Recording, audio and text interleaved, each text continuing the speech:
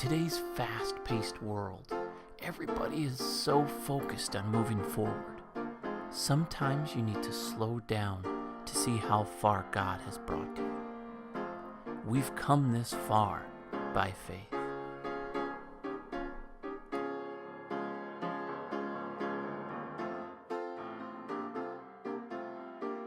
Well, every church is unique, but Madison is more unique than most.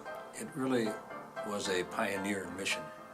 There had been no mission at this point to English-speaking American neighbors, and so this really was a pioneer breakthrough, and they had no models to follow, in the CRC at least. It was a real learning curve for generations.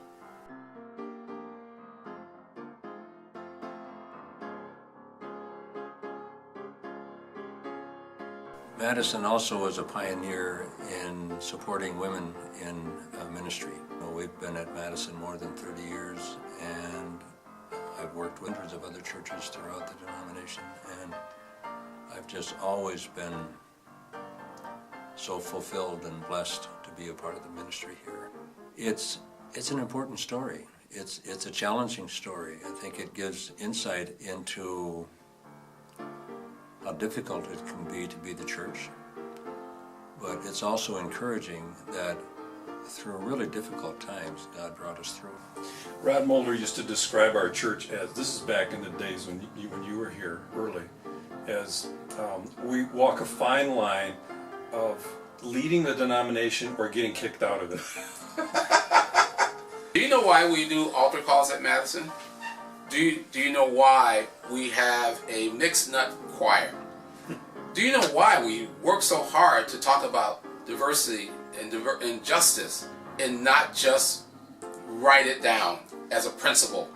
Do you know why we are here at Madison Church? Do you know a little about our history? Well, here's an opportunity to know something about the history. We come this far by faith, which is edited by Al Mulder and Jackie Venegas. And here's an opportunity to learn from the very beginning about Madison's history, why we're so quirky, why we have these idiosyncrasies, but at the same time, why the Holy Spirit runs wild here.